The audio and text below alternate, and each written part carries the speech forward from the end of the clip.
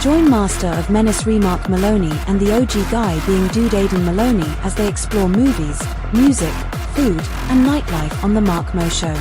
With segments like You Just Made the List, Carpe Diem, and The 15, each episode is loaded with shenanigans, tomfoolery, and chaos. We hope you enjoy the show.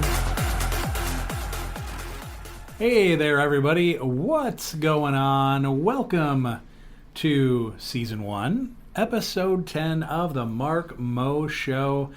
My name is Mark Maloney, and I am your host for this podcast, along with AK219's very own Aiden Maloney, my son, co-host, producer of this show, host and producer of many other shows. Dude's talented. What's up? My man, buenos dias. It's good to be here. Buenos tardes. Buenos, lots of buenos. I don't know how to say morning in Spanish. I just go with the buenos dias. Buenos dias, good day. Good day. Yeah. Because that's at, like any part of the day. It'll fit. Like buenos tardes, that works in the afternoon. I just noticed huevos means eggs, and that's what I want. Huevos? Huevos. Huevos. Huevos is eggs. Affordable huevos. Affordable huevos. Never seen it. Yeah. Never seen it these days. No. I mean, and to be fair, I mean, if I'm a chicken, I'm like, oh, you want this egg? All right. What you gonna do for it? I'm putting a tariff Yeah, exactly. on this egg. I've been communicating with my fellow bird friend, the penguin, and we're banding together Yeah, exactly. as a bird culture just to fuck with you guys. And so Imagine humans go extinct in a couple hundred years. Yeah. And the next big being is the bird. Is the bird. Yeah. Like literally a penguin is in an attorney's office. Exactly. Yeah. What's up, chicken? No, I told you not to cross the road. I mean, Yeah, exactly. I think that's what we're looking at. The heron that was driving can't be at fault. It can't be at fault. What's faster, the tortoise or the hare? Really? He got you with Really? that? You idiot. You idiot. You bird brain. Yeah, so that's the future. Oh my That's god. the future. Sorry, I didn't mean to kill you this early. No, it's all good. This early in the show. I keep thinking about like, oh, what if us saying, like, what if birds become sentient before we go extinct, and Yeah. all of a sudden there's audio recordings of me saying bird brain, and that's like the next big slur is like you can't say bird brain, And then all the birds are canceling you. yeah, exactly. It's like, "Bacaw! Fuck know? this guy." And then birds are just going ham on human beings. I thought it would have been apes. The movie said apes. Wasn't there a big like emu war in Australia? Wasn't that a thing? Was that a thing? I think it was, like the Great Emu War.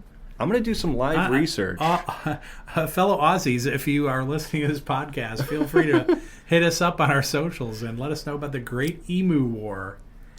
I have, The Great Emu War was a nuisance wildlife management military operation undertaken in Australia over the latter part of 1932 to address public concern over the number of emus, a large flightless bird indigenous to Australia. That is a real thing. The Emu Wars did happen. Wow. So that's foreshadowing. It's what's coming.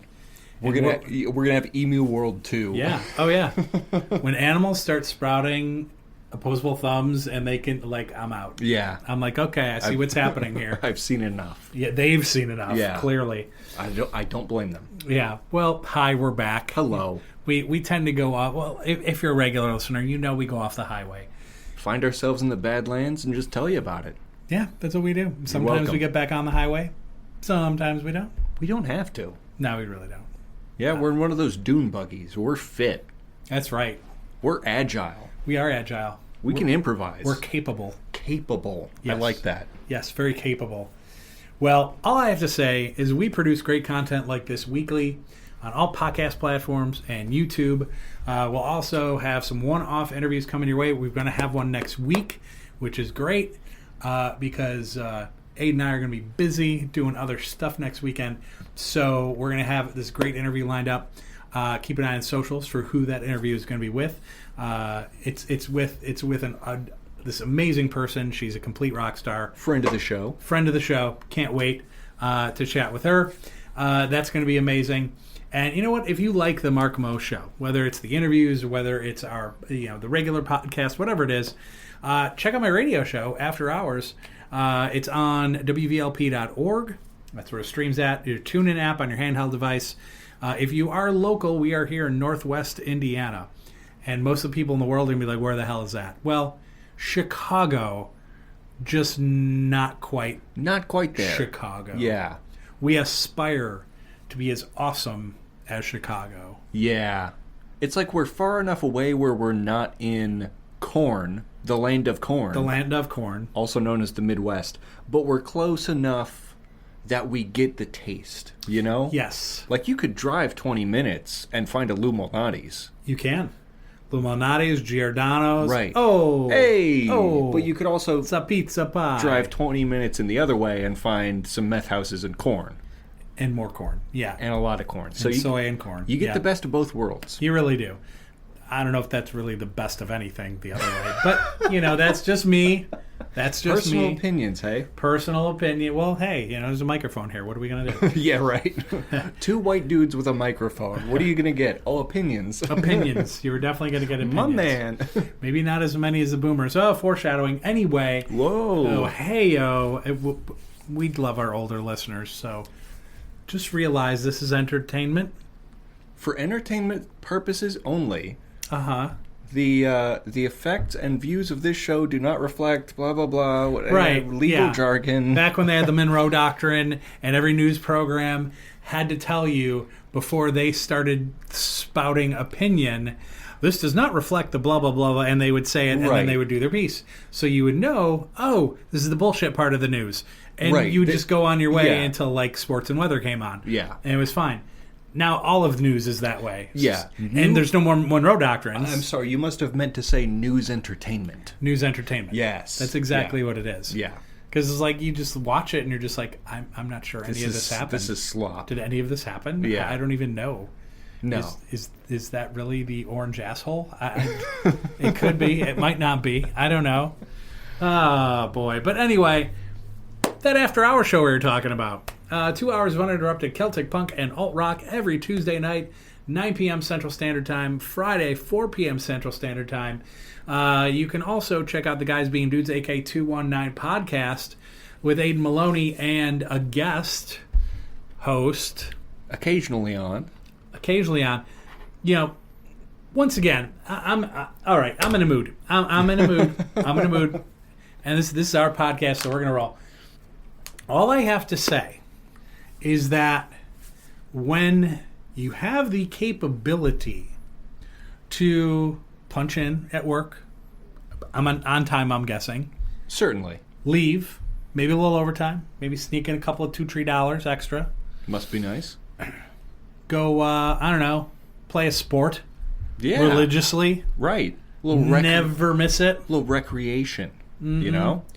And then decide not to show up for said podcast. But not just like once in a blue moon. Not just like once every 4 or 5 weeks. We're like, 3 weeks running now? 4 weeks missed. Mm. Yeah. Mm-hmm. Yeah. Now I would hit up Craigslist. I would put, Yeah. I'd put an ad in, because that's reputable. I would put an ad in Craigslist and just be like, hey, looking for a host. Looking for new short white dude. Really, there's Right. a few of them around. I'm not sure how reputable most of them are, but Wow. yeah, it's a thing. But I will say, just throw that on the Craigslist. Maybe back pages, whatever works for you. Right. Just throw it out there and just be like, hey, looking for a host. I'm looking for someone that can breathe. Right. I'm looking for someone that knows what 2 + 2 is. Yeah, just basic stuff. Sure. I think that's really all you need. The bare minimum. Yeah, I think. Yeah. I think you could get by. It's an idea. You might want to do that. Just floating that out there. Planting that seed, that thought seed. Thought seed. It To is grow planted. later. It is planted. Now, AK219 has quite the back catalog. So That is true. You can hit it up. There's amazing content on there. And I guess, if you want to call it podcast or just an entertainment, your YouTube, The channel. Aiden Maloney spelled the correct way. Aiden spelled the right way. Aiden spelled the right way. Yes. Okay. Right or correct, either way. As long as you spell it. Spell properly. Yeah, exactly. That's it. If not, get the hell out of here. Yeah. If you didn't find it, you didn't spell it right. You're going to meet the bouncer. Yeah. And he's going to throw you out of the bar. That's a Roadhouse. Roadhouse. Yeah, you're out. You're done. Yeah. Aiden spelled the right way. It's where Lots you find... of more current content. Very true. A lot of gaming content, things like that. I don't know. Talk to people. Talk to the people. Tell them. You see the microphone right in there. I see the microphone. All those dozens of people. They're all in there. The hundreds and thousands. For the hundreds and hundreds of people somewhere. Mostly in the Philippines. Mostly in the Philippines. Philippines, you guys rule. You Shout guys out are Philippines. amazing. Shout out Canada. That's right. By the way, Jolly Bee is jolly good. Yeah? Yeah. What does that mean? That is, I don't know. No, Oh. it is a restaurant based out of the Philippines. Oh. And so their menu, they have some Filipino food like oh God, it just left my head. But more stuff that you'll find on the island. But they also do fried chicken. They must have a lot of frickin' chickens there. They do this fried chicken, and the fried chicken's excellent. That sounds pretty righteous. It is very good. There are a couple of Jollibees in Chicago, so if you can find one, get that chicken, because that chicken is righteous. Not sponsored, but you get the nod. You get the nut. They You might get the have to nod. be, since the Right. Philippines are showing us some love. That's true. It all connects. It all Wouldn't that connects. be perfect? It would be perfect. Jollibee, cut us a check. Yeah, no doubt. Yeah. I mean, we're two Irish-American lugs. Where the hell's Ireland at? Yeah, where they been? Where they been? UK showing us love. Can we get sponsored by potatoes? That's what I'm saying. Tato. Potato. Tato. That's a It's chip. a Conan O'Brien reference. It is a Conan O'Brien Yeah. reference. Praise be Conan O'Brien. My man. Definitely one of the legends in showbiz. one of the legends. I think one of the people that least I get controversial. not controversial. No, Dude is just funny. He's a G. He's just a funny dude and does it in such a way where, I mean, he doesn't have to push the envelope in terms of like swearing or saying controversial stuff. The dude's just funny off the cuff. Right. And that takes a lot of talent. And the people he has on as guests, he always finds a way to elevate them to their highest potential. Absolutely. And that's such a remarkable skill. It's a remarkable skill. I think he elevated Bill Burr. I think he elevated Nikki Glazer. Yeah. There's so many great comedians that he gives the floor to them. Yes. And then with the way he communicates, like you said, just kind of builds them up and lets them do their thing. He sets a perfect alley-oop. He does. He You does. know? He's the assist man. He's Yeah. absolutely the assist man. He's a really great host. And as I said, if I had to come up with a list of comedians, show hosts, things like that I put up there that are an influence to me, he's definitely up there. Oh, for sure. I would agree. Without- He would definitely be in the top 10. Top 10 or top 5, Yeah. for sure. And we do top 10s on this show. We do. Interesting. Interesting. Perhaps in a future episode. Future episode, we might have to, our top 10 influences. Yes. To get back onto the highway, though. Oh, yeah, what are we doing? My show. Good night, everybody. Aiden spelled the right way. Oh, that's right. We're not. Oh, it's not. Oh, we didn't do the show yet. Oh, shit. We didn't even do the thing yet. The thing. Oh, the thing. Before the thing. We got off the highway We did. again. We didn't get back on. Where are we at? My show. Your show. Aiden spelled the right way. Let's It's on go. YouTube. I do fun gaming content, indie horror, silly games, bridge building games. I mean, The bridge building's fun. sometimes I make a fool out of myself, and I'm fine with that because, you know, as someone that's into entertainment and being an entertainer, you gotta learn to just take the L's. You know, you gotta You learn do. to take the L's and Yeah. make them funny. That's what you have to do. And I feel like I've become pretty good at that. So check out my show. That's it. That's it. I Check out my show. do watch the gaming content and the bridge building. I think Yeah. I get so involved in because I'll sit there like you and I are sitting in the same Oh, room, yeah. and you'll be like doing stuff and like, oh, don't put that. No, Yeah. don't do that. Don't do. It's nonsensical. It is, and then I'm just sitting there the whole time shaking my head after one wrong move. I'm like, nah, it's gonna fall. It's gonna fall, and then it falls, and I'm just like, see, why weren't you listening? Oh, because I'm in my house. That's Right. why you weren't listening to. That's how you know it's a good show. Is if people are that entwined in watching it. And Absolutely. That I'm happy about. Yeah, it's great stuff, dude. It's thank awesome. you. I love it. Now, okay. So if you remember last week's episode, we kicked everything off by talking about impending doom. Now, I guess it's not much different this week because we're talking about impending doom. Right. But is it impending still? No, we're in the middle of doom. Yeah. We're right between the two O's. Yes. We are in the middle of doom. And I mean, holy shit, unless you've been living under a rock, shit's going sideways. And it's very easy to blame the orange asshole in the White House. And trust me, he deserves most of it, like 99.3%. Sure. But let's be honest. He didn't get there by himself. And there's a group of folks that deserve as much blame. People that helped put him there, people that currently prop him up. And so they're typically more religious than, say, younger Americans. They're already at that Medicare, Medicaid, Social Security age. Their eyes and knees are failing. Well, so are mine, but that's a different story. That's a different story for a different day. They tend to be a bit forgetful. Jesus Christ, it's me. I'm not one of them. Of course, I'm speaking about the boomer. Ah, quite. The boomer. The gray-haired, overly opinionated boomer. They think everyone is overly sensitive, yet they're the ones that gave the birth to Karen and Kevin. They always disapprove of your career, and they all think they're Warren Buffett. They get irritated if you're on your phone in their presence. God forbid. And hey, if you go to therapy, you're just weak. Great service in establishment, meager tip. Poor service, they are going to write a thesis on why you suck on Yelp.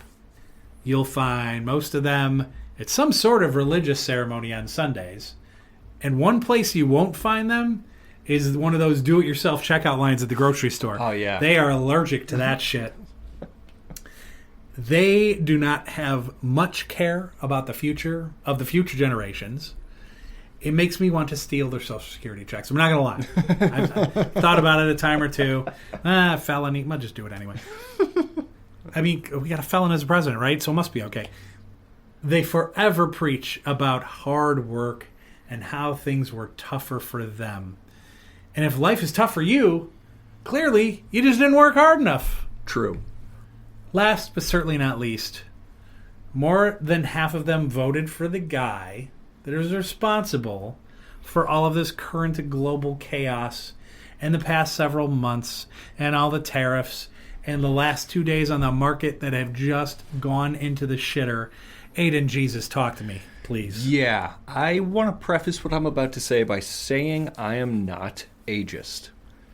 I do not take prejudice on people with a certain age or who look a certain age. That doesn't matter to me. And it's easy to group people into, generations as we do.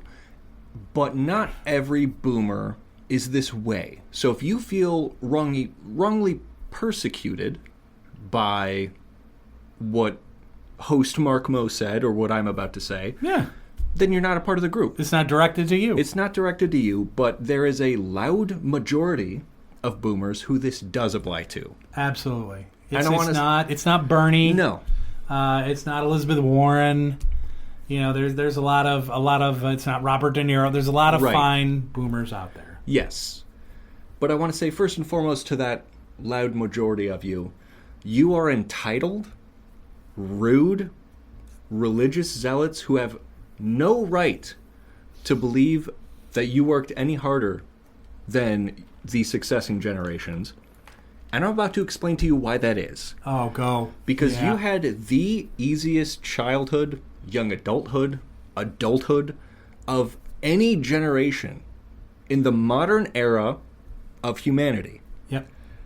The marginal tax rates, when you were growing up, the 1940s, 50s, early 60s, the richest Americans fell into the tax bracket where they were taxed 90%. 90%. And the poorest half of Americans were taxed closer to 20%. Now, these days, the richest Americans are taxed below 40%. And the poorest Americans are still taxed above 10%. Yep. So you got to live in a world with the most highly funded social programs Yep. because of these taxes, the best infrastructure, Yeah. the largest growing economy. You had it easy. And you have the audacity to believe the current generation has it that way. Now, how about income inequality? In the 60s, the average 1%er, so you're talking the richest 3 million Americans, Sure. or about 4 million, let's say, made about $400,000, while the poorest Americans made somewhere between 20 to 30,000. These days, this statistic goes up to about 2010. That 1% has gone up over 1.4 million. Of course. While the poorest wage stays the same. The same. The absolute same has not gone up even the slightest. Here's why. And here is exactly how this connects to what I said in the beginning.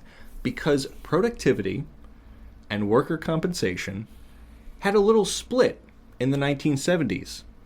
Thanks to presidents by the names of Nixon and Reagan. Oh, Lord.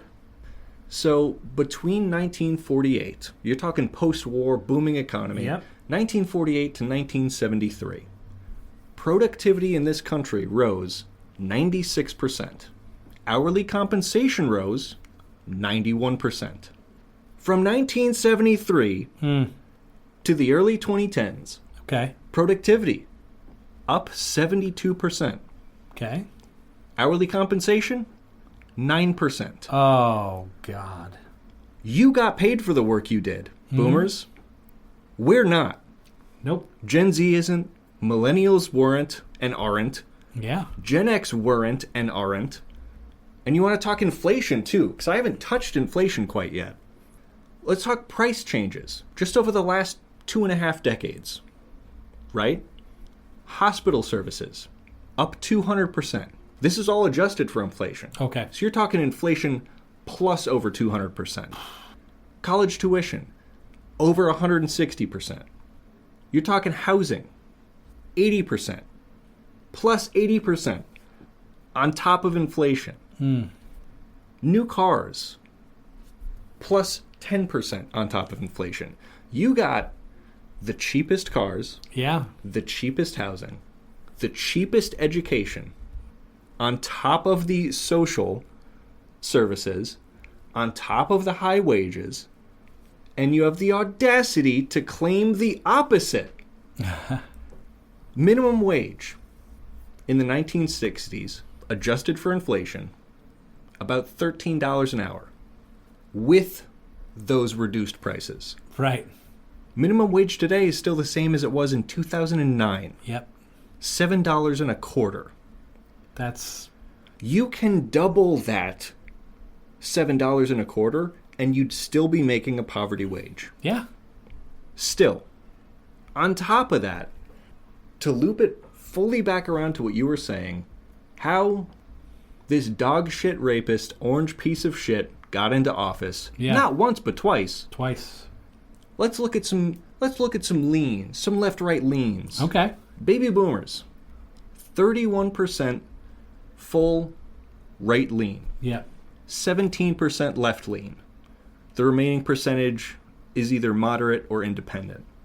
Millennials, 27% left lean, 17% right lean. Yep. The rest being moderate or independent. You want to know how we got there? That's how. Yep. But you guys are already on Social Security. You got the bag. They got the bag. You got the bag. They got the and bag. you're fucking the rest of us. Yeah. I'm never going to be able to retire No. because Social Security is going to be dead. Yep. My 401k is thrashed. Yeah. I will work till I die. That's the way it you looks. chodes got to retire in your 60s. Yeah.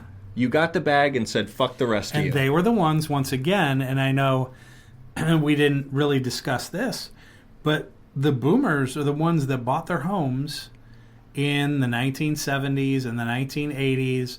They have that beautiful brick ranch on the corner. We're here in Valparaiso, Indiana, so we'll use that as an example. They bought that, say, in 1980, and they probably paid in the neighborhood of maybe $70,000 or $80,000 for it. Right. And when they sell it, they're going to sell it for about $500,000. If not more. If not more. Yeah. So once again, they got the bag. Yeah. And if they wait till a certain age, you get to take a certain payment without the tax. I forget what tax that is or how that works. I know some people have done it. But that'll be just straight up cash for them. Yeah. In addition to retirement and the Social Security, like you said, which they're already getting. And so they're going to be good. They're going to be fine.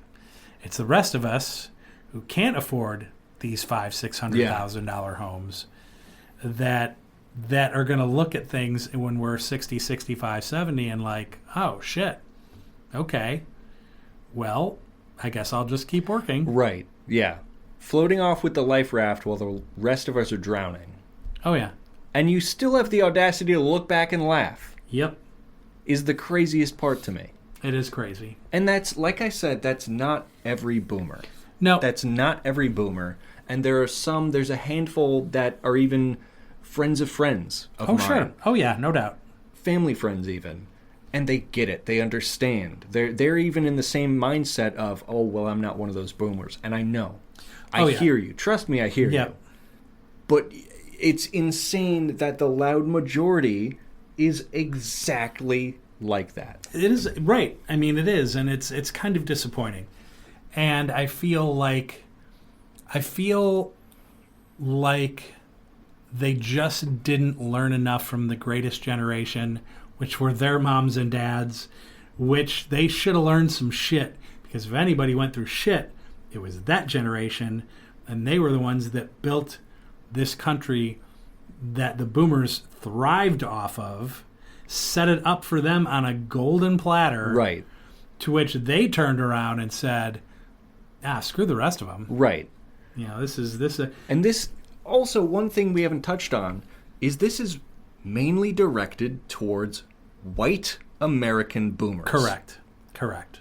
Because black American boomers were dealing with the civil rights crisis. They're in the same boat with the rest of us. They're in the same boat, if not a worse one. Probably. Yep, if not a worse fair. one. Yep. That's a point we haven't even touched on, and I already feel like that could be a different show. An entirely whole. I was just about to say I feel like I've talked too much, but that's an entirely fantastic point we haven't hit yet. Yeah, but we can always come back to that. But that's just kind of the whole point behind it is you know, as you say, not everybody in that age bracket fits into what we're saying here, but a lot of them do.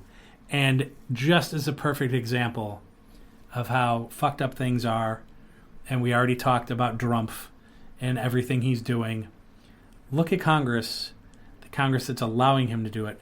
It's mostly boomers in Congress. Right.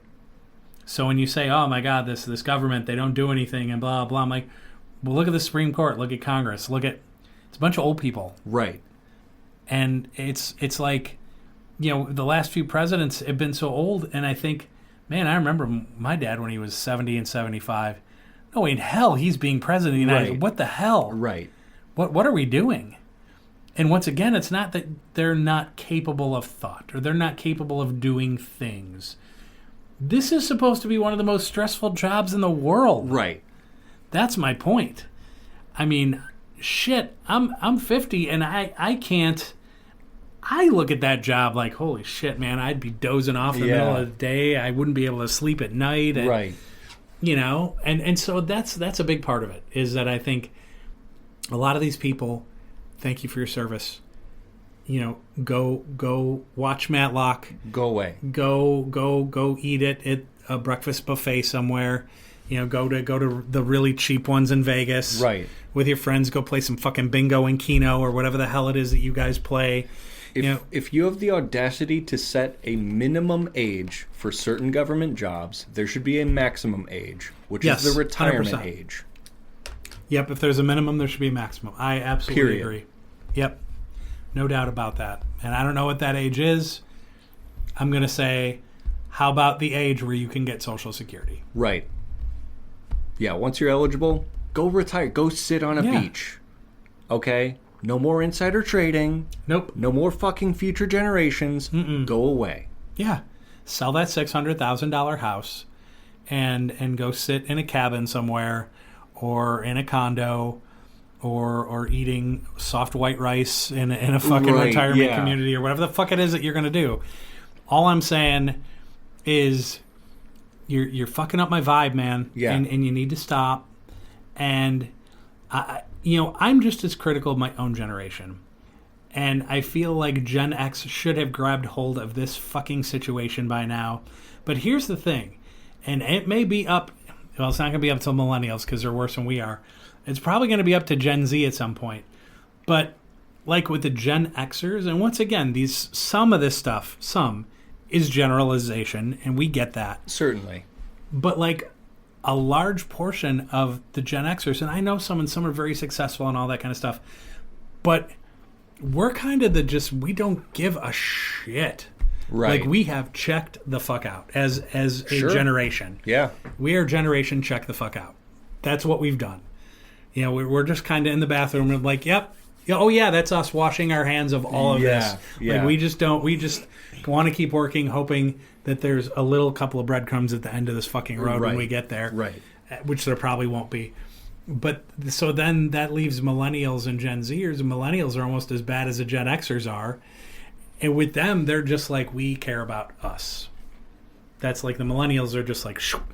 So like, we care about us and our shit. I don't care about all you guys. This is like they're much more like that. And the Gen Zers, I think, in my opinion, you can correct me if I'm wrong, they look at this whole thing like the big picture, and they're like, man, this is messed up. Right. This is really messed up. What are we going to do about this? And they look at it as a broad picture, a broad stroke, whereas millennials are kind of more themselves, and Gen Xers have checked out.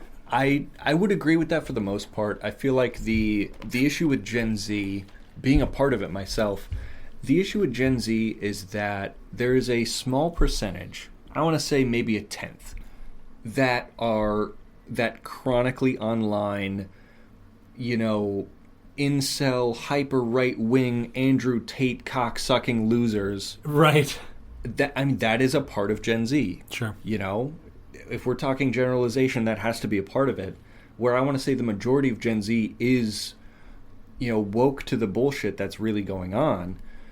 But there's still that small sliver. And of course, there's always going to be a small sliver that ruins it for the rest of us. Oh, sure. But that, once again, that tiny percentage is really loud and annoying and sets a bad precedent for generations like Gen Alpha, who are also growing up permanently online. iPad kids, the iPad kid generation, I've heard it called. That's alarming, because you know who owns all the apps? You know who owns all of social media? The billionaire cucks that are all hyper right-wing. Yeah. That are all fueling the shit happening today. Yeah. Oh yeah, 100%. So I don't know what type of power that 90% of Gen Z has, because I don't have high hopes for Gen A. I don't. No, it looks bad. It was funny, you started getting into your description of Gen Alpha, and a movie immediately popped into my head. And Wall-E, man, Wall-E. Oh, yeah. So there's that and look, I'm a movie guy, I'm a movie critic. Wall-E can bite ass. I don't like Wall-E. Wall-E, I think and it's not an anti-animation. I'm an animation guy. I love animated film. I can't stand that damn film, but it does make a really good point. So it's not complete horseshit. It does make a good point, especially at the end. It's a good message. Right, exactly. Where like humans have become useless. Absolutely, Right. They're just in these chairs, and all they do is eat and shit. Right. And that's it. And like they require technology to kind of keep them alive with like screens in their face all the Right. time. And like you look at that, and it's animated, so you don't really think about it, but then at the end you're like, damn.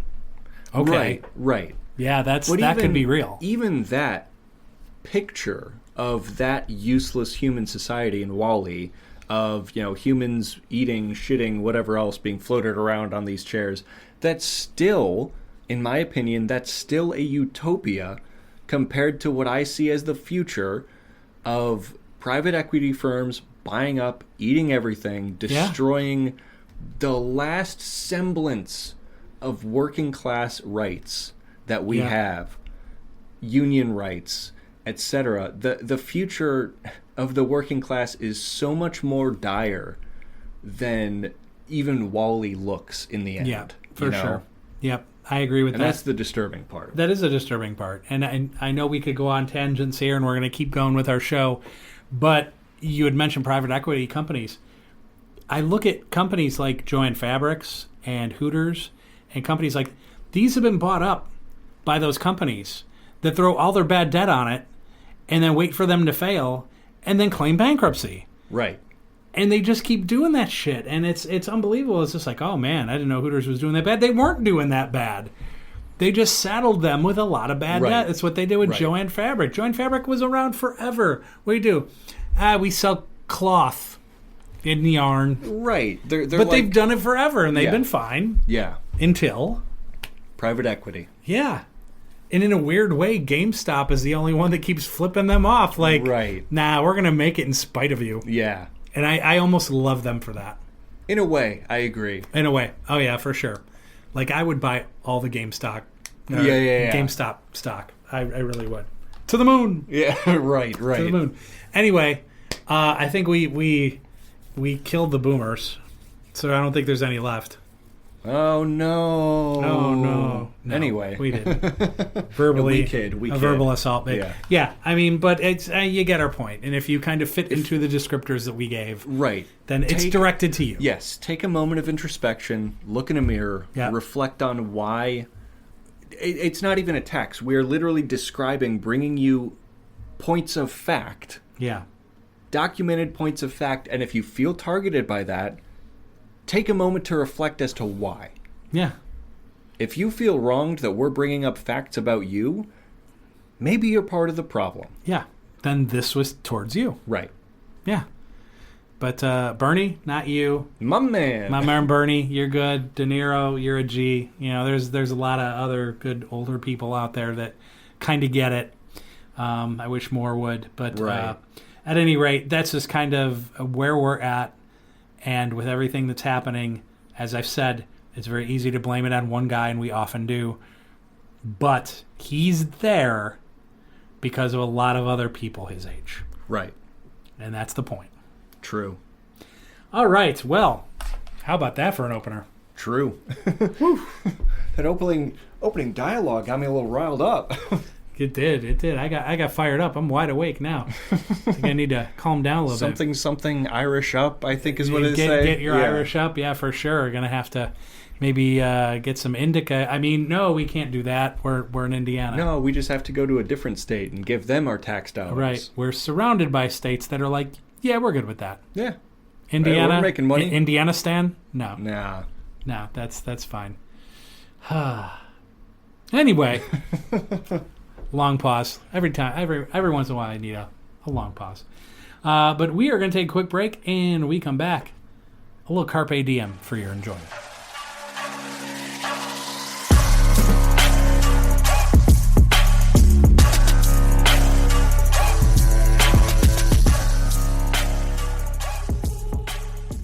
All right, we are back, everybody, from that stellar, insane opening of episode 10 of the Mark Moe Show.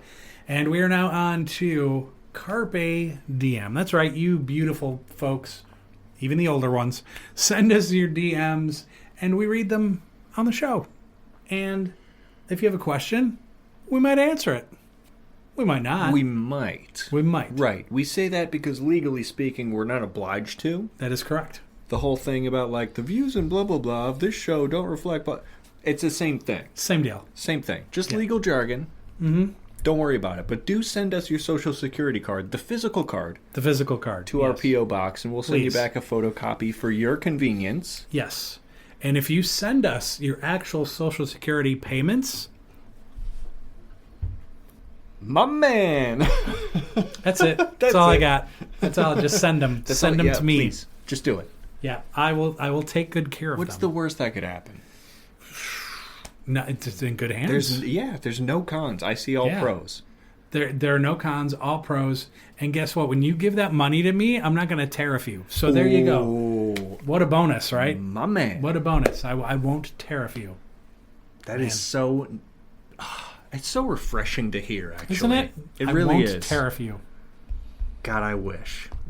Anywho. Anyway, back to that whole Carpe Diem thing. So, Aiden, you got some DMs for us today? I got some DMs. Let's do it. A couple people checked in. My boy, Gumbo Swish of the Gumbo Clan. The Gumbo Clan. Gumbo Swish asks, $700 daily to be hired as the town madman. Oh, I'll do it. Like, I don't even have to hesitate. So you're talking like, there actually is, I heard a story. I don't know if it was Valparaiso or Chesterton, but this is all in Northwest Indiana, that Chicagoland we were talking about for all our foreign listeners. Chicago's greatest reach, its metropolitan reach, covers Northwest Indiana, and those are 2 towns in there. But there's a story of this local town madman who just kept stealing bicycles. He just kept stealing bicycles, and he just put them in a pile. He had this little hoard of bicycles, and people never saw him riding them. He was always walking around. He just took the bicycles to have them. And just put them in a pile. That type of menacery, while harmful, because you are stealing property from somebody that, of course, they might need. You take a step back, and it's kind of funny. I love that. I would do that in a heartbeat. Like, literally just like run and just pop around corners and surprise people. Just be like, oh, have you heard of the Muffin Man? And then just like run away. Just like terrorize people all day long. It's the man again. It's the man, run. I would do it. I'm really tempted, because what, 700 bones a day times 365 days to just cause chaos. You're talking $250,000 a year, yep, dude. I'm in. You don't even have to ask me twice. I am in. I will be that guy. I will come up with new and exciting ways to terrorize the public. $250,000 a year just to be a little menace on the side. This would be a menace. It's not saying I got to break the law, right? That's just true. Be a little crazy. That's it. That's true. I can do it. I will be that guy. Oh, hell yeah. Next question I got. Nutsmith asks, I gift you $1 million, but I curse you with a sentient toilet bowl. Every time you sit down to shit, your porcelain throne will speak to you about your bowel movements. Do you accept? Wow. So, you become a millionaire. Yes. But that once or twice a day of private time, you get to sit down, just shit for 10 minutes. Look at your phone, read a book. Becomes interrupted by your toilet bowl talking to you. Yeah. That would be a nuisance. I'll say it. That would be a nuisance. It would be a nuisance. You're just sitting there doing your business, be like, hey, dude. You must have had corn. Yeah. Do you know you have hemorrhoids? Low fiber, boy. Oh, man. It really stinks. And he's just going to town on you. Right. Oh, man. That would be uncomfortable. It would be. But what's pretty comforting is 7 figures in a bank account. 7 figures in the bank. Yep. So would I take that daily irritation for 7 figures? I think so. But what if that toilet ends up being, like, mostly funny? That would... I mean, yeah, you got to find the silver lining in things, right? And it would be easier to find a silver lining in things if you were a millionaire. You know what, Maloney? I'm tired of taking your shit. Ah! I would love it. Oh, yeah. I would love it. It's like, hey, good bit, toilet. I like that one. Good bit, toilet. Now I'm going to flush you. I think I would be okay with that. I think so. That's a fair trade. It is a fair trade. A toilet with an attitude, and I get money. And you get money, right. Okay. So, pros and cons, I like the pros. I do too. That is a I do too. A fun question from Nutsmith. All right, Nutsmith. That's 2 positives so far. 2 positives. Here we go. I got a question from Crippy Guru. Crip, what's up? Our boy Crip. This is the last DM I received. What's something you're an absolute sucker for? Ooh, well, I am an absolute sucker for Taco Bell. Yeah. And I know we just had that fast food tier list a couple weeks back. We did. We gave Taco Bell an A or an A minus, something like that. Yeah. But there's something about the seasoned beef and the beans and the nacho cheese and the shredded cheese, and it's just, I don't know, it's easy, but it's I don't know. There's something heartwarming about it, you know? Yeah, it's one of those places where you can still have lunch under $10 Right. and be full. Yeah. And be like, "Oh, I just had lunch. I'm good." Yeah, I am a sucker for Taco Bell. I am a sucker for a juicy IPA or a bourbon barrel-aged stout. Yeah. Foreshadowing. I love those. I'm a sucker for thunderstorms at 9 p.m. Yeah. You like know? right when you're falling asleep. Oh, yeah. Thunder cracks, you're like, oh, this is going to be a good rest. Mm-hmm. Oh, my man. Yes, that's true. That's a good one. Yes. How about you? I'm a sucker for Chicago-style, tavern-style pizza. Ah, shit, isn't that the truth? I'm a sucker for that every time. One-arm munch madness. I mean, it did. I mean, even if I had dinner, say, and this is real, say I have dinner at 7:00, and my buddies on the south side of Chicago be like, "Hey, blah blah, we're going to so and so's house. You want to come over?" Yep. So you get cleaned up, dressed, out the door, head over to that person's house. "Hey, what's up? You're having a couple of beers." He orders a pizza. Oh, my man. I just ate a few hours ago. What am I doing? Eating the damn pizza. I'm going to demolish that shit. That's exactly what I'm going to do. Should have got one just for me. Hell yeah. So, yeah, I am a sucker for Latinas, man. It's just... Oh, there you go. It's a thing. It's been a thing since high school. So that is my Achilles heel, as it were. Yeah, so Latinas and pizza. And let's see if there's something else. A warm day on a beach. Oh, there you go. Warm day on a beach, man. I'm a sucker for that every time. That's some good stuff. I am a sucker for a comfortable pair of shoes. There's nothing like putting on a pair of shoes and somehow feeling more comfortable than before you put them on. Yeah. I love a comfortable pair of shoes. And I wear socks all the time. Yeah. Because even if it's just a couple millimeters of padding, right? I like the extra padding on my feet. I always wear insoles in my shoes anyway. But a comfortable pair of shoes, on top of the fact that I wear socks for probably 2/3 of my entire life, waking or not. Yep. Comfortable shoes. I love that. That's good. I guess I could add... Here's the funny thing, though. It's like I don't like winter. Sure. But I love sweaters. I love sweaters and I love hoodies. And I guess it doesn't have to be winter. It could be fall weather, right? 40s, 50s, 60s. And you put on that hoodie or you put on that sweater. I love it. Every day. Like, when it starts creeping over 70, I'm like, damn, I got to put them away. Right, right. It's too warm for them. Right. But I do. I love a sweater. I love a sweatshirt, hoodie. Sucker for the Thanksgiving vibe. I am, man. Yeah. Oh, yeah. I am. Where it's just brisk enough where you throw on your jeans and your boots and a hoodie or like a nice flannel. Yeah. And get that fire started in the backyard. Oh, yeah. That's the shit. Leaves are orange. Sunset's a little early. Somebody's burning leaves somewhere. You get that scent in the air. Breezy and dry, 55 degrees. That's the shit. Shit. That's it right there. And football's coming. Right. Exactly. Perfect time of year. All of that. Perfect time of year. Any more? Nah, that's it. That was it? All right. I'm going to go with first one here. At Gary Gnews.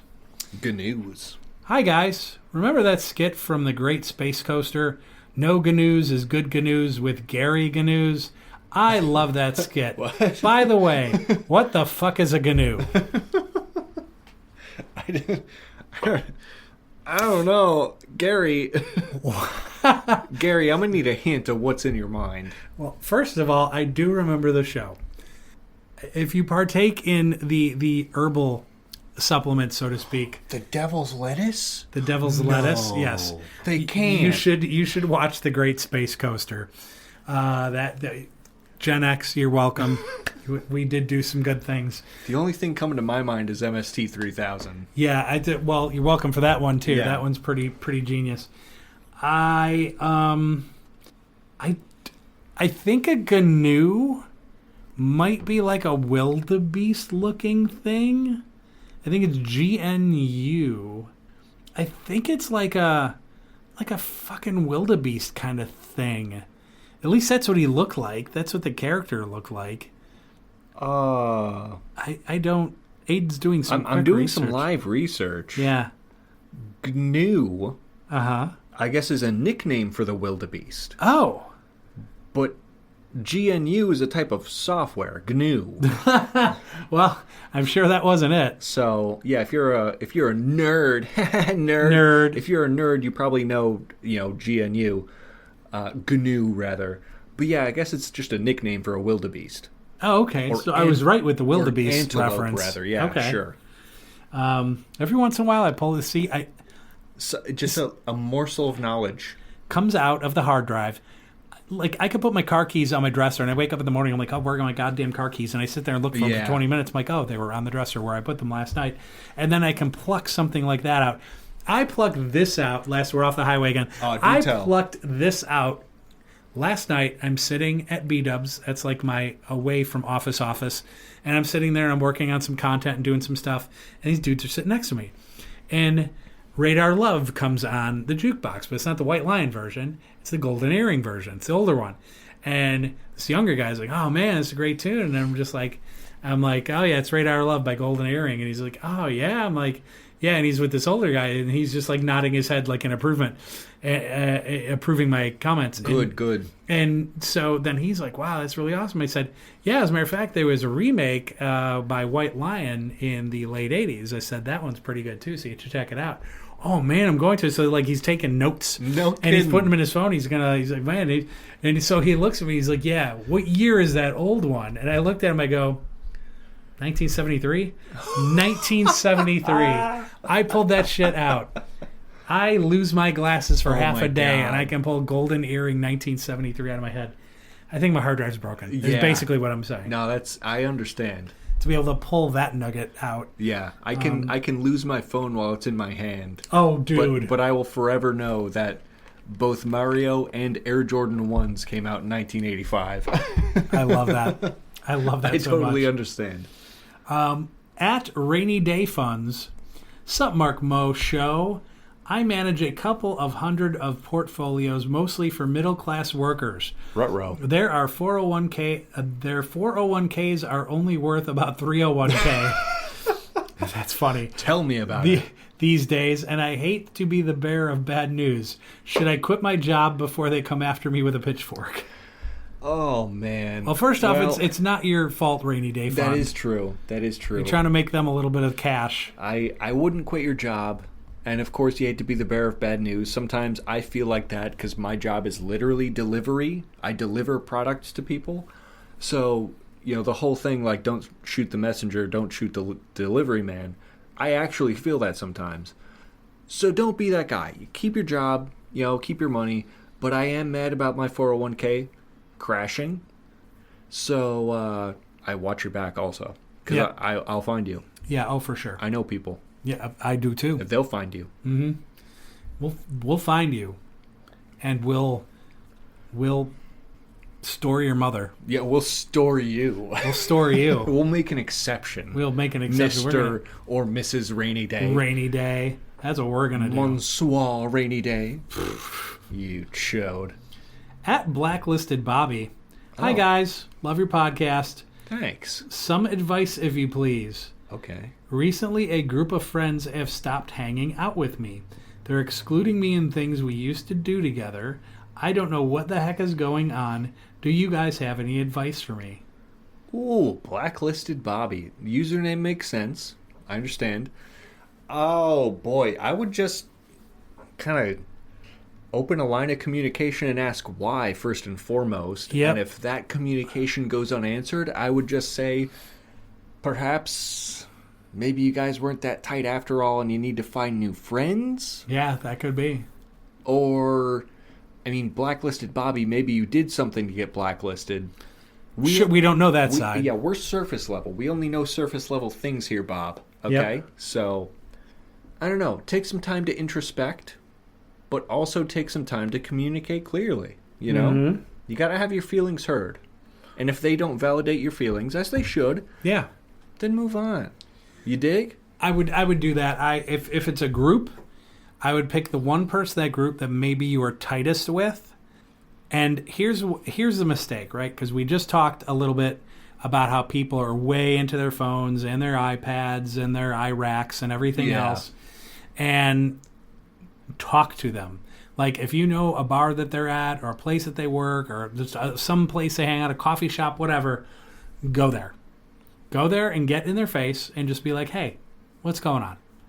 And number one, you're going to find out something because they can't ghost you to your face.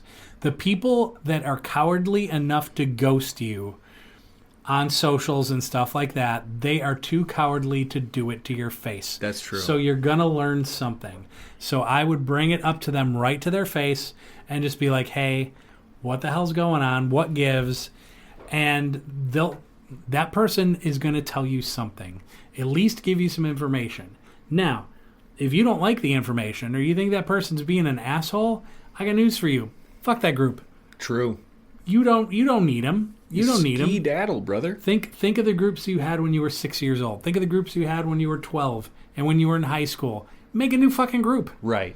Just go to the bar, go to a coffee shop, just go out amongst people and just vibe. Just vibe and meet people and be done with them. Many, many humans are very kind. Yeah. Find the kind ones. Find the kind ones. Don't hang around with assholes. Nope. And if you have those that just treat you like shit or play games like that, life's too short, man. Life's too short. Don't even bother. Find other people. And if you can't find other people, being alone, which I've done for a while, not such a bad thing. It's not so. It is good advice to learn because it is going to have to be a learned thing. Learn how to appreciate your own company. Yep. It's very important and it's healthy too. You know, appreciate me time. You know, go out to a restaurant solo. Go see a movie solo. Yep. You know, I used to go to movies with people all the time, whether it was you guys or a couple of my friends, whatever. I used to love that. And then I got in the habit of doing that solo many years ago. I love it. Yeah. I love it. It's just like, it's like going on a date with yourself. Why not? Right. Enjoy your own company. Enjoy your own company. It's very freeing. So don't worry, Blacklisted. You'll be fine. Last one here at Stoner Stanley 420. Oh, finally, my man. We get the main. He's always got the main event. Good old Stan. Stoner Stanley 420. Mo show. Okay. Alan and Momo are in my head, man. As they should be. I can hear you guys all the time. It won't stop. I think there's medication for that. I feel like you are here with me and Kelvin. Kelvin. Why are you in my head? I have a funny feeling. I have a funny feeling. He's got those ear plugs. Oh, the AirPods. Oh, yeah. And I think we're on loop. And he's too high to realize that we're on loop, so he probably thinks we're talking to him all the time. He's one puff short of greening out and doesn't know what to do. He doesn't know what to do. Oh, dude, my man. Stanley, I would just say, just take a break, right? Take a little break. Get your tolerance back. Yeah. Learn your limits. For sure. Lay off that stanky spinach for a little while.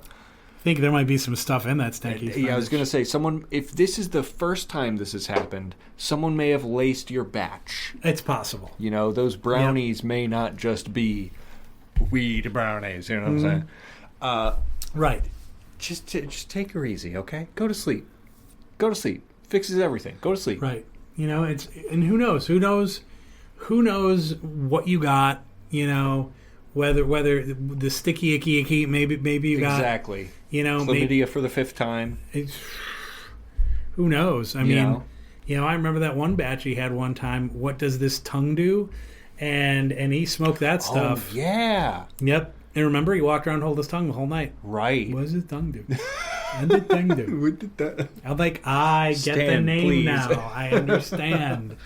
Sometimes the names make sense. Sometimes they do. Other times it's like Luke Skywalker's lightsaber cock hang, and then it's like, well, why is it called that? And then you taste it, and it's like, ugh. Yeah. Something. Something in here. Yeah. Something in here reminds me of Star Wars penis. Right, and then 2 hours later you end up swinging wiffle ball bats at people. It's like, Right. I Get it. I get it. It always makes sense. Yeah, those strains are crazy. Not that I would know because I'm not allowed. No, you are not. He is a good boy because he drives I a have truck. to be. Yep. I drive a big truck, and they don't let me do the weed. They won't let me do the weed. I can't marijuana. Which is weird. Like, I get the alcohol thing, but what's marijuana going to do? Make you drive slower? Right, and it's like I get it if you're driving high. That's an issue. Oh, if you're super, buzzed out. Right, Yep. that's an issue for pedestrian drivers. That's, of course, an issue for people driving commercial motor vehicles. But, like, if you do it on your off time, like, that's where I don't find the issue. Because people drink on their off time. Yep.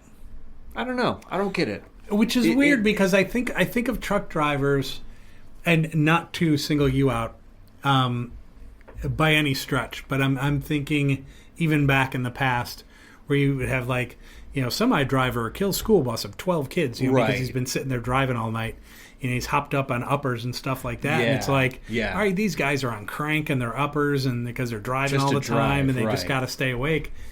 And it's like, maybe if he just took a couple of hits, maybe it would lower his anxiety. He'd be chill. Yeah. Maybe actually get some sleep at night. And maybe get some sleep when he needs it. I'm just saying. It's a thought. It could be one of those weird legacy laws with all the weed outrage ever since the history of America, and then the lumber industry destroyed hemp and weed, and that goes way back. You can look at the history of that. I'm not going into another lesson today, but look at the history of why weed was originally illegalized. You'll find the lumber industry had a hand in that. Yeah. Oh, I'm sure. Food for thought. Food for thought. Well, what a wonderful segue. Food for thought. It's now time for the other foods with Aiden Maloney. And Aiden scours the globe for food. This is stuff people actually eat. This is people eat. People eat, but would probably make a billy goat puke. Damn right. I'm really interested. What do you have for us today? I went to the same rabbit hole of last week. Okay. This is from the disgustingfoodmuseum.com, where they source real foods that people eat, like other foods we've covered before, like surstrumming and other things like that. They're on this list. But there are things on this list I've never heard of before. Okay. This is something I found that I will colloquially call piss eggs. Oh, no. And this is a food. It's okay. Better known as virgin boy eggs. Translated from a different language, virgin boy eggs. Virgin boy egg. From Dongyang City, I'm sorry if I pronounced that wrong. Trust me, I do try. China. Here's the story from disgustingfoodmuseum.com. Young boys' urine is collected in schools and markets around the city in buckets placed there by street vendors. Eggs are then boiled in the urine until hard. The eggs are then cracked and continue to boil. Oh, no. In piss to let the urine soak into the egg. The golden eggs smell strongly of urine, but the taste, quote, the taste has been described as delicate, salty, and addictive. Oh, no. It continues. The myth, of course there's a myth. There's always a myth with these. The myth says the eggs are good for your health, protecting against heat strokes, decrease body heat, promote blood circulation, and reinvigorate the body. The urine smell is unmistakable. In the stalls of street vendors that sell them, it takes about a full day to make the eggs, starting with soaking the eggs in urine, then boiling them in that same urine, cracking the shells after the boils are hard, and then keep them boiling, still in the piss, to make sure the urine gets into the eggs. Vendors keep filling up the pot. This is so gross. Keep filling up the pot with urine to make sure the eggs are not overheated and overcooked. God forbid you want the eggs to be gross or anything. Right. The price for boy eggs is about twice what regular eggs sell for, and is a very appreciated part of local cuisine. Oh, that's disgusting, dude. Here's where it gets extra fucked up. Ugh. The urine of boys with maple syrup urine disease, attributed to diabetes, is especially prized for the sweet taste. No. Piss eggs. That's awful. Piss eggs. That's so gross. Yeah. Oh, my God. That's a bad time. That is a bad time. Mm-hmm. Good God. So I was especially disgusted to find that one. Of course, it made that list of that website. God bless that website. They've done all the research that takes me hours to do, and they've displayed it perfectly for me to read. So, all credit to them. Disgusting Food Museum is where I sourced these last couple weeks worth of other foods, but that is just nasty. That's so gross. Yeah. It's so nasty. Foul. Foul indeed. Well, thank you for sharing piss eggs. Oh, you're so welcome. Or virgin boy eggs. Yes. with us here on the Mark Mo Show podcast. We are going to take a break, a much-needed break. I think I may need a vom. We're going to take a little break, and we come back, our feature segment, You Just Made the List.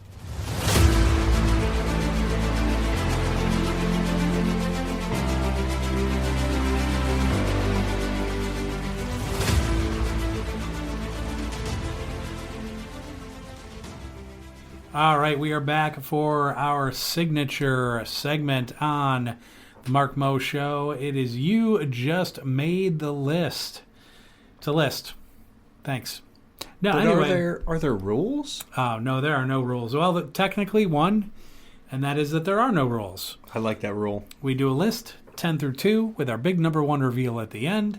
And it could be a list of just about anything. We've done this for years now, so our lists are vast. And I thought this one was interesting. I can't remember us ever doing this one, so this is going to be fun. This is the 10 worst snacks. Oh, yeah. We are a snack family, and we enjoy a good snack.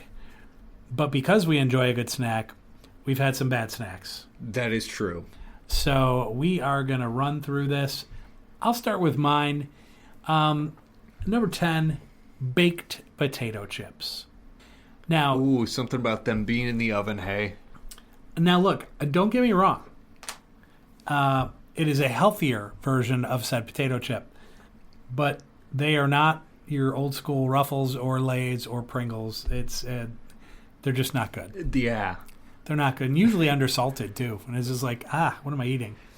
It's kind of weird how they could be bad at both. I know, right? Because traditional fried is good. Kettle is good. Yep. But something about putting them in an oven and baking them. It's just no bueno. Yeah. Even mass-produced, it's like they can't get it right. No, they really can't. Number 9, Swedish fish. Oh, not a Swedish fish guy. I don't hate them. They're just underwhelming to me.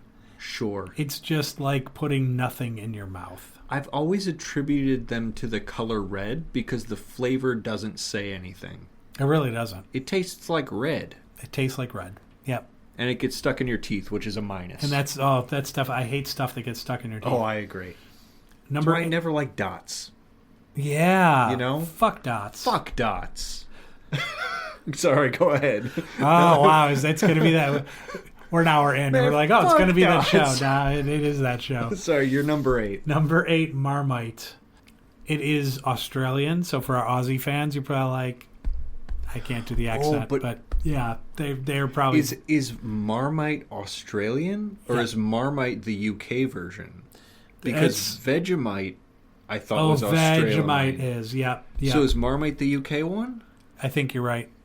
You might be right. Yeah, fuck so Marmite, it could be Marmite or Vegemite. You thought Marmite was from down under, hey? Yeah, I did. And Get kicked in the teeth by a kangaroo. I thought an emu was, hey? You can't. I bet you did. Either way, it is saltier than salt. It is disgusting. It's black. You put it on toast. It's like tar, right? It's bad. It's just not good. It's like flavorless tar. I don't know why it's like, let's have some Marmite, let's have some Vegemite. Let's not. beans on toast. Let's put the Marmite on the... No. No, let's not. I'll pass. Number 7, a plain Hershey's bar. Oh, yes. Good. I agree. Look, I love a Reese's Peanut Butter Cup. I love some other various candy bars. The old whatchamacallit is a tasty one. Isn't Reese's made by the Hershey's company? Yeah. So how can you make something so tasty as a peanut butter cup and take a chocolate bar that just tastes like ass? Tastes like sand and Just it's nothing. not good. It's not good. It's really bad. It's a bad chocolate bar. Like when you're at Halloween, I'd rather have the apple from the creepy guy than somebody throw like a full-size Right. Hershey bar. I'd be like, I thought you liked me, man. Like, give me the carton of raisins instead. At least that has flavor. Give me the raisins. Just give me something with a razor blade. No, Yeah. don't do that. I don't advocate that. Whoa. I don't advocate that. We advocate it for humor for purposes most. only. Anyway, number 6, pistachios. No. I don't like them. I don't like how they taste. I don't like all the work just to have to get to one that isn't even a snack. Honestly, I can agree with that part. It's a lot of work. It's a teeny tiny little nut, and you gotta like get a pry bar to get that frickin' thing out. It's like, this is not worth the work. Pistachios are to nuts as pomegranates are to fruit. Ooh, It's so much that's a work fair comp. for so little reward. Right. That's true. That See, is. I'm on your side now. Yep. Yeah. Number 5, candy corn. No, you're not one of the candy corn haters. Corn. That tastes like candy. No, it tastes like shit. God damn it. That is Lewis Black, another comic who I love very dearly. And he had that whole skit on... yeah. It's a brilliant skit. So if you have never seen it, check it out. But he's dead on. It's like... It tastes like nothing. I imagine if you melted your candles in your house down and put them into a teardrop shape, it would taste like candy corn. That's where they got the name from, you know. Candle corn. Candle and corn. then it was just colloquially candy corn. Yeah. Makes all the sense Absolutely. now. History lesson for you. Number 4, sour gummy ass worm. Look, my kids... Sorry, gummy ass what? My kids... Gummy ass? Sour... Say again? Let me repeat that. Yeah. For Please those do. for our boomers in the audience. If you haven't tuned out If you haven't tuned out already.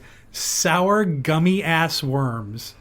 Oh, hell yeah. My kids tortured me with these goddamn things forever. Hey, I? Dad, would you... Oh, all of you did. Gummy worms? Jerks. Yeah, all of you did. Like, oh, Dad, you want some candy? I'd be like, sure. And I'd sit there, and 2 bites in, I'd just get this look on my face, and they all be like, hee, hee, hee, hee. It's like, I hate you. I hate all of you. I don't Time recall and that. time and time again, I fell for it like an Alzheimer's patient. Like, oh, they're giving me a candy. A gummy worm. Thing's sour as fuck. Sour gummy ass worms. Bad. Don't eat them. Make sure they go out of business. I can't believe I was that cruel as a child, but that's hilarious. Yep. In retrospect, I wish I could be that cool these days. I guarantee you Sarah and or Kira and or Alex will remember your shenanigans that led me to the funny face making. I'm sure. Number 3, black licorice. Oh, fuck that shit. Like the red rope stuff, love it. I could just like put a bag in front of me, I'll just munch on that shit. The black one, like, do you hate someone? Like, why would you make it?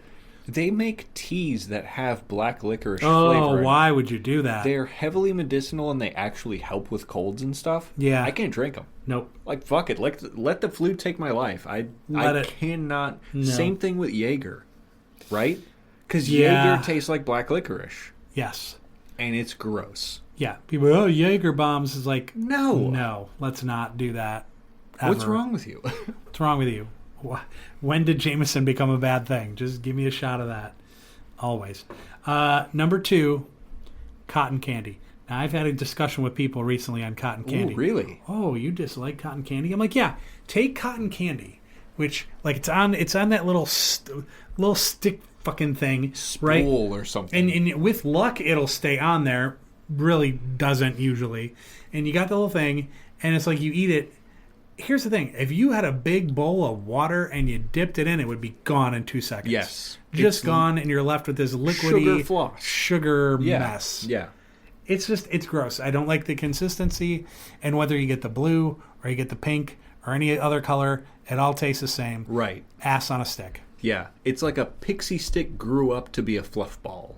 That's about right. You know? I don't like it. I don't like it at all. I'm in the same boat. Yeah, I've never been a bad. fan. Yeah, I'm not a fan. You know, that's like honestly, I fuck with the Reese's cups. Yeah. Oh yeah. But cotton candy is what the dentists have been warning us about. Oh yeah. I'm sure of it because it's acid and sugar. Yes. Yeah, like a dentist would be like, "Oh yeah, here's all the snacks. Why would you eat that one? What's wrong with you? Do you hate your teeth?" Yeah, so that's my number 2. That's I will a good save one. my That's number a good 1 one. for the end. Okay, I kind of went a similar but different route. I kind of went from memory of the worst snacks I ate or tried to eat. Okay. So these are all from memory of the worst snacks I've had to endure. Number 10, warm orange juice. Oh, I will go one better. Oh, okay. Warm orange juice after you brush your teeth. Fuck, buddy. After you brush your teeth, it's disgusting. It's the worst. Yeah, that's nasty. It's like I'm thinking like you left the orange juice at breakfast, forgot about it. It's a hot, humid summer day. You go out all day, you come back, it's still there. And you're like, oh OJ. Orange juice. Oh. It's bad. Yeah, Oh. warm orange juice is nasty. Agreed. Number 9, Wheat Chex cereal, no milk. Oh, why? Exactly. Ooh, It's the worst cereal, first and foremost. it's awful. And then you go milkless. Nasty. No, don't do it. Number 8, the old crusty white rice you've forgotten in your fridge. Yeah. It's just, you can reinvigorate it, sure, but like, you're talking a lazy snack you just pull out and eat. It just tastes like pebbles and stuff. It does. That's gross. And a little crunchy Too crunchy. and way flavorless. Yeah. Number 7, 4-day-old birthday cake. You want to talk dry? That shit tastes like ash. Yeah. I mean, you're talking volcano right after it happened. Taste the air. That's 4-day-old birthday cake. Yep. Just go to the beach and eat a pile of sand. Yeah. Same feeling. Number 6, an unseasoned beef patty. Yeah. Because beef itself, in my opinion, it doesn't really, especially ground beef, it doesn't really taste good. You need to season it. It's got to have you need to doll it up a little yeah, bit. the burger accoutrement. Mm-hmm. You know, it's just not. It's not bueno. Number 5, old bloomed Hershey's chocolate. Yes. It's disgusting. It's awful. Hershey's chocolate fresh could have been on this list. Yeah. But when it's old and bloomed, it is additionally sand and nastiness. Mm-hmm. Number 4, lunch meat, but when it's slimy. Because it's not off. It's not rancid. It's just slimy, and that makes it disgusting. Right. But that slimy stage is right before the going bad stage. Right. Like which is why when you get to it and it's like that, Yeah. I'm like, nah, I'm chucking that. It's edible, sure. Uh-huh. But it's gross. Yeah. It's gross and unpleasant. Number 3, stale tortilla chips. In my opinion, yeah. tortilla chips are the worst chip stale. They I think you're right. They're hard. They're like, you crunch into them, but it's half crunch, half foamy, and your teeth feel bad. It's like there's a crunch, but then there's like a chew after the crunch. Yes. Yeah. It's weird, and I don't Horrible. like it. Yeah, I Horrible. don't like it. Number 2, soggy spinach. I'm one of those weirdos, right? I enjoy fresh spinach, fresh arugula, fresh lettuce. Like, I'll just eat a handful of it. To me, it's just whatever. It's what I eat before my regular meal to feel like I'm a healthy human being. But when that shit gets soggy, or if it comes out of a can, God forbid. Oh, God. Dude, vomit. Dude, yeah, it's Actual bad. vomit. No good. I will gag. That's bad. I agree with you. That's my number 2. Oof. My number 1. The big reveal. You can find them, especially at a lot of dollar stores at checkout. Convenience And stores. around Halloween. Yeah. Circus peanuts. Oh man. They look like peanuts, but they taste like shit. You dare You dare talk about styrofoam like that? It has its purpose. It is styrofoam. It is the worst. I don't know who did it? Who made it? They bastardized a marshmallow. I guess. In a way, right? Right. What is its flavor? Is my question. What is its flavor? I can't identify it. I really can't identify it. I just remember as a kid having it a few times and then just being old enough to realize I'm never going to do that again. Yeah. And then I haven't since then. Yeah, exactly. And I just think about the meeting at whatever company has circus peanuts back in probably like the 1950s. Right, yeah. Like, Jerry, yep, we wanted something creative, something new from you. What do you got? How about circus peanuts? Well, what? You mean just like a peanut? No. It just looks like a peanut. What if we left a marshmallow out to dry, but it was next to a porta potty? And they're different colors, but they look like a peanut. Get this man a raise. Give this man a raise. By golly, it's going to be the greatest snack ever. Oh, yeah. Circus peanuts are gross. So disgusting. That's a good answer. Good answer. My number one, I've had it so many times. I have found a way to rectify it. Okay. But it's still number one in this state. Cold, leftover French fries. Yes. Oh, that's so good. That's the number one worst snack, in my opinion. It's just not... It's inedible. And I know that's a very first world thing to say because there are some people who have it really rough and would like to eat cold leftover French fries instead of starving to death. But I'm a privileged person, and that's the worst snack I could think of. That is really good. I'm almost bummed that I didn't fit it into mine somewhere. The cold fries are disgusting. As a matter of fact, a lot of times, like if you're just in a rush and you grab some fast foods, I'm just going to grab some lunch, and then like you're heading back home, you realize, okay, that was already 10 minutes ago when I ordered this, and you're thinking immediately, I'm going to have to open this bag, put my sandwich on the side, and just mow these French fries because... the fries are teetering already. They're already teetering. Yeah. Like, you've got a solid 5 to 7 minutes to consume those fries before they start getting cool. Right. And in another 5 or 7 minutes, just throw them away. Right. It's so tight. Yeah. It's so tight. It's a tight window. Yeah. To enjoy a nice hot French fry. I agree. That's good. Yeah. Very good. Good lists, I would say. Very good lists. Yes.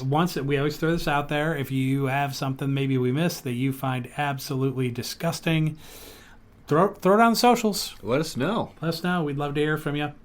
And always, Mark Mo Show, podcast, like, subscribe, all that kind of good stuff. We're not in a review preview. I review a movie. I preview a movie. And this week, I went to see a movie called A Working Man. Oh, yeah. Yeah, I went to see that one. Levon Cade left behind a decorated military career and the black ops to live a simple life of working construction. However, when human traffickers kidnap his boss's daughter, his search to bring her home uncovers a world of corruption far greater than he ever could have imagined. Takes place in Chicago. Haha. My man. The film stars Jason Statham, Michael Pena, David Harbour, Ariana Rivas. There wasn't a very deep plot, nor were there like a ton of backstory to learn more about Statham's character or Harbour, who it's actually like his best war buddy, but you don't know a lot about like their story. Maybe if they do another movie, maybe they will. But at any rate, it's really not what you're paying for. You're paying for Jason Statham has to go get the girl. And that is going to require him to be like John Wick for 45 minutes. Right. That's what you're paying for. Yes. And you're not disappointed. I mean, you get a movie starring Jason Statham, produced by Sly Stallone. You're going to expect some guns going off and explosions and people dying. As the Lord intended. As the Lord intended. I give it a solid 7.5 out of 10. I was very entertained. When you go in expecting a certain kind of movie, you're just entertained. Right. I wasn't expecting an Academy Award-winning film. I was just expecting a couple laughs and a lot of action and just a decent enough story to put two and two together and be like, oh, yeah, that was pretty good. Yes. And that's something we talked about the other week is how, like, all the discrepancy between the film critics rating versus the audience rating. Correct. Is like these film critics all high and mighty, but the audience goes into the film with an expectation that fits what the movie is. Right. And that's perfectly fine. Right. Go into the movie with the expectation to enjoy yourself. 100%. If you are a Jason Statham fan, you'll enjoy the movie. Right. Plain and simple. As you should. Yep. Now, my preview is for a movie called The Accountant. Forensic accountant Christian Wolff teams up with his estranged but highly lethal brother to track down mysterious assassins. The film stars Ben Affleck and John Barenthal. The movie hits theaters April 25th. The first accountant was really good because he's almost a guy that's like he's brilliant. Like he's probably almost like genius brilliant, but maybe a little bit on the spectrum too. But he's like trained to kill. So very interesting dynamic there. And then bringing, of course, John Barenthal from The Walking Dead in, and he's also the Punisher, to just come in as this heavy that's his brother who's like just a blunt object. Right. And he's just going to kill as many things as he can. Like, I see that movie and I'm like, once again, expectations. Like, I go into that like, oh, it's going to be great. Oh, it's going to be It's going to be a lot of Yeah, shooting and yeah, killing, yeah. and I'm down with that. Yes. Very exciting. Yeah, so that's it. And, you know, obviously, I haven't been sleeping on these. I've Very been well true. aware of these movies. But, Aiden, Yes. so many weeks go by where I'm just sleeping on things. Oh, no. And you go, no, check this out. And I go, oh, my God. No. I slept on that. So, whether it was a game, a movie, a show, what did we sleep on this week? Call me the alarm clock because you're about to be woken up. No more sleeping. This is a game. I've talked about indie horror games a handful of times. I've covered movies more recently, but this one I wanted to bring up because I played it very recently, and it was mind-blowing in a really good way. It's a video game called The 10 Bells. Oh, okay. Now, I don't know if it's based on a real place, but there is a pub called The 10 Bells. And this video game, it is an indie horror game Oh, okay. based in a pub. So, it kind of mirrors reality. The synopsis really is you're trapped in an old English pub. Unravel a chilling tale by identifying anomalies while trying to escape. Confront the horror as you survive the endless loop of these 10 bells. So it's like Ooh. a psychological horror game mixed with that anomaly finding type game. It does it really well. And this came out in the summer of 2024. Oh, this is recent. So okay. it's recent, but it's not like super recent. And I haven't seen a lot of videos or commentary about it. And I feel like it's just been slept on. And I don't know why. I thought it was really good. And, you know, indie horror games are cheaper than AAA games or most anything else these days. The game itself is only, what, $4, $5? And you could get Oh, no way. hours of entertainment out of it. So, highly recommend that. It goes on the 10 Bells, an anomaly horror game set in a timeless English pub. This unsettling escape room draws you into a world of surreal anomalies and a hidden story where every detail matters and the ghostly past lingers around you. Ooh. So, there is a deeper story, some of which I got to in, you know, the video I released on my channel recently. Yeah. But it's highly rated, but it's like under-reviewed, underappreciated. And I thought I'd give it a shout because I had a lot of fun playing it. And it's, like I always say it every time I review one of these indie-style horror games, is it's too good. Yeah. It's too good to just be $4, you know? Yes. There's so many $70 AAA games that are meh. And then you find little gems like this that are $4. It's like, what? Right. This is $4? So, yes, highly recommend the 10 Bells. Easy to lose several hours into it, and you will get the shit scared out of you. Because Love I it. definitely did. I love it. So, 10 Awesome. Bells. 10 Bells. I definitely want to check that one out. That sounds like so much fun. It is a lot of fun. That's amazing. All right. We're going to take a quick break. When we come back, we are going to sample some beer, as we do every week, and finish up with a world of weird news on the Mark Moe Show podcast.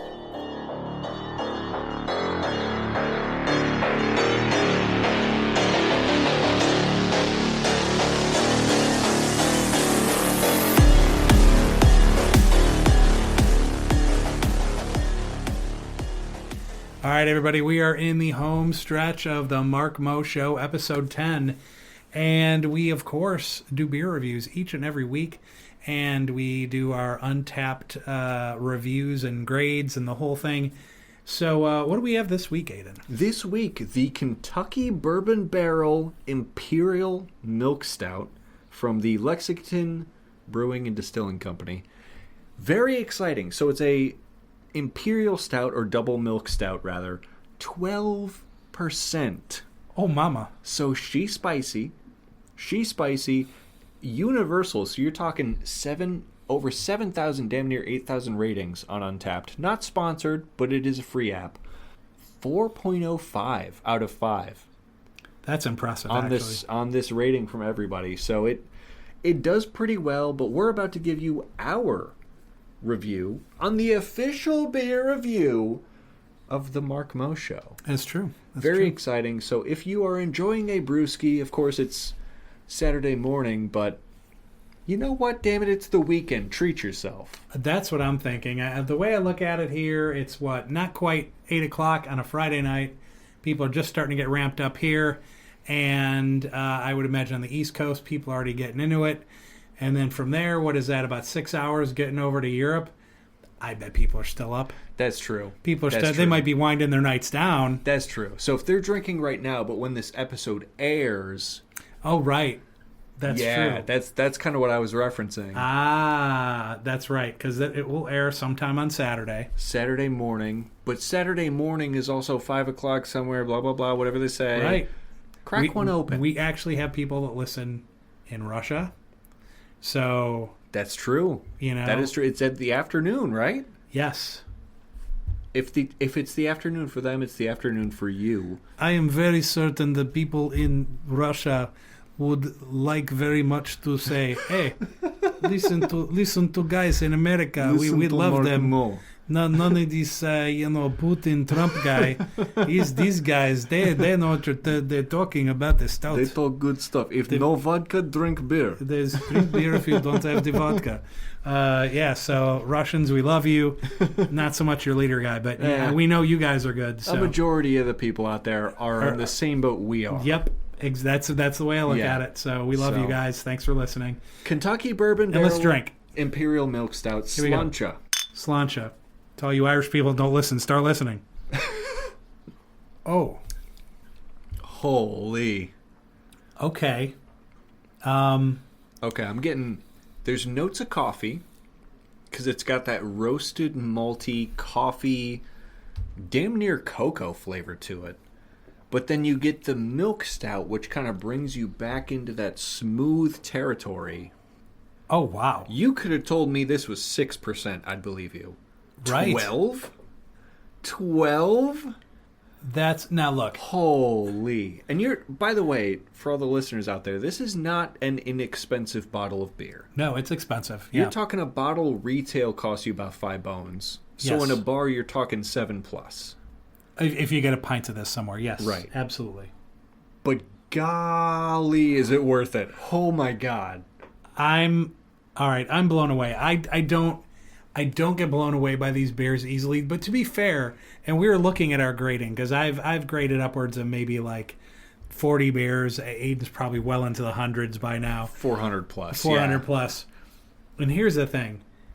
This might be, and once again, it's hard to give a perfect grade on anything, because you're saying nothing can be better than what you're having if you give something a perfect grade technically. So...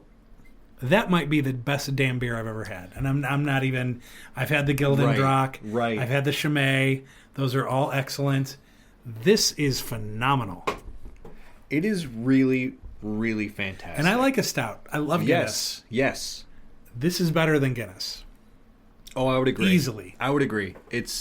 Guinness is one of the lighter stouts out there. It is really drinkable. It's very light. Crushable. Yeah. I guess is the term these days. This, you could have 2 of these and be done for the night. This is a dessert-y. Oh, absolutely. I mean, it's got some sweetness to it, but yeah, definitely heavy on the cocoa and coffee flavor notes. Holy, it is fantastic. Well, you know how you can bake and cook with Guinness as well. Sure. I'd make a dessert with that. That's like a brownie or something. Right. Oh, dude. That's fantastic. That is so good. Man, I'm blown away. Yeah, I'm blown away. Honestly, I'm torn between, and please believe us, we're not sponsored by any of these companies or anything. I'm torn between 4.75 out of 5 or 5 out of 5. I am too. It's really up there. Because also, too, sometimes with like a harsher IPA or a stout or something that's just a little heavier, a lot of times it'll leave something on the palate. A little bit. A little bitter note or something. This does not. I think it's because they did it perfectly. And I mentioned that a little bit ago of how the bitter notes of that coffee and cocoa are kind of walked back by the fact that it's a milk stout. Like, it's got the lactose in there. It's got the milk in there. It's it's mixed phenomenally. It really is. That's 4.75 out of 5 for me. That is, I believe, the highest rating I have given on this show yet. Yeah. Oh, no doubt. And I'm right there with you. I'm going to go 4.75 also. Yes. I really am. That is... As I said, it's really hard to give a good. perfect grade to something. Right. This is about as damn close as you're going to get. Yes. So if you like darker beers, if you're a Guinness fan, whatever, try this. I think you're going to love it. And as we said, you know, an end of the evening, maybe you go to dinner with your dude or your girl or whatever, and the dinner's over, and you're just kind of winding the night down. You know, maybe you get some dessert or some ice cream or something. Get this. Right. Because it will pair perfectly. Yes. Or if you don't have room for dessert, you'll find room for this. This is the dessert. Yes. Yeah. This is really, really phenomenal. That was great. I completely agree. And this is not something that you'd buy a case of and crush. Nope. You know, this is something you crack one or two open on a special weekend day and enjoy. You enjoy every ounce, every one of the 12 ounces in here. That is really good. Yeah, I enjoyed that. I'm so happy with that. I enjoyed that very much, and I'm going to keep enjoying it. Yes. As we finish our 10th episode. And make sure you listen next week, too, because we're going to have an interview. Fireside chat. We had a fireside chat already with someone from an organization, YMCA. Many of you are probably familiar with that. And if you're somewhere else in the world, maybe you have organizations similar. It was a great interview. I'm going to interview with a local real estate agent next week. And it's going to be a really great conversation because she's so involved in the community and she's an advocate for so many different types of people. And we could really go a lot of different directions. I think we're going to try to stick in real estate for this conversation as it pertains to just all the crazy stuff going on right now. So we're going to have that conversation next week. But for now, we're going to finish up with our final segment, the World of Weird News, right here on the Mark Mo Show podcast. Aiden, I would love to hear your story because you already gave me like a warning. So I gave you a hint. So there was this trend a couple years ago of people online telling everyone else, like, hey, look up Florida Man plus your birthday on Google, and it would give you a result of your personal Florida Man story. All right. Of what happened in Florida with that crazy Florida Man on your birthday. Okay. So I did mine July 13th, my birthday. I did that on AK219 a couple months ago. My girlfriend Jordan, her birthday, August 28th. Yes. That's what I found. All right. So August 28th, this happened 5 years ago. Florida man arrested with pound of cocaine, some of which kept on his stack of bacon, deputies say. This story comes from KIRO 7, local, out of Florida. Port St. Lucie, Florida. A Florida man was arrested Wednesday after deputies found more than a pound of cocaine. Pound, That's by a lot. the way. That's a lot. Of cocaine in his truck and even more inside his home when they searched. Damn. Including some they found on top of a stack of his bacon. Okay. St. Lucie County Sheriff's Office said Clifford, the man in question, was pulled over around 7 p.m. this day, and deputies find a bag filled with nearly a pound of cocaine in his back seat. Deputies found more cocaine during a search of his home around 9 p.m. Some cocaine was found, quote, directly on a stack of bacon in his fridge, investigators said. Oh, no. The 62-year-old man. Whoa, dude. 62, and you got pounds of cocaine sitting on top of your breakfast ingredients.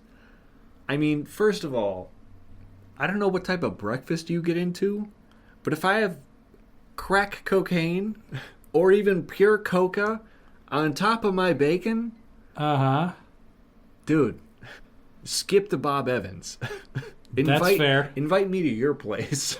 The 62-year-old man was arrested and charged with 2 counts of cocaine trafficking. According to the jail records, he was released on $70,000 bond.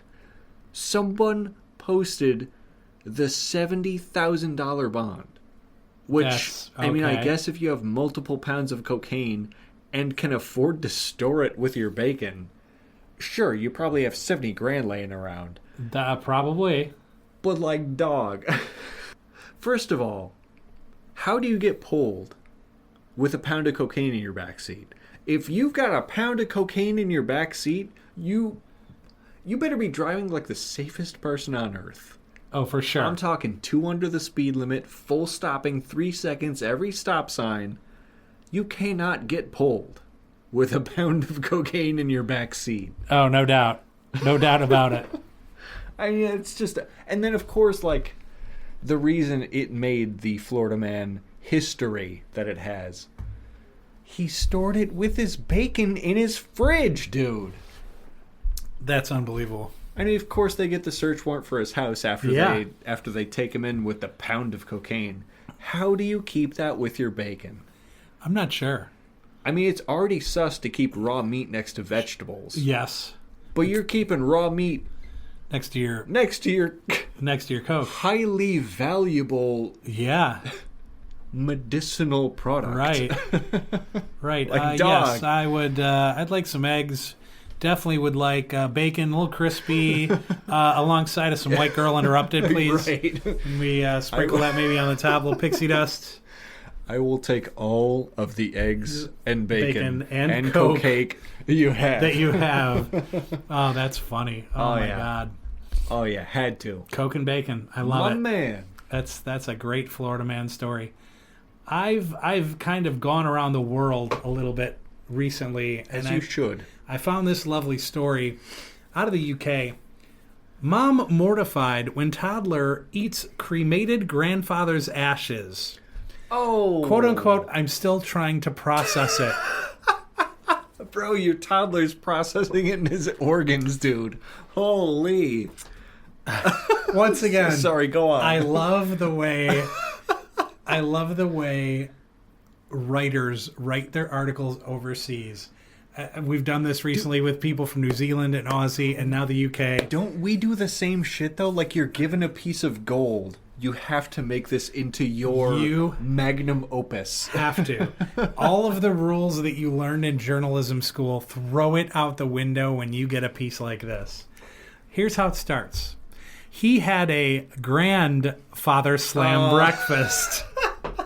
May shut up. Go get it. Shut up. A Lincolnshire UK mom was mortified after walking into her living room to find her 1-year-old son devouring his grandpa's cremated ashes, detailing the post-mortem dust-up in a viral TikTok. Post-mortem dust-up.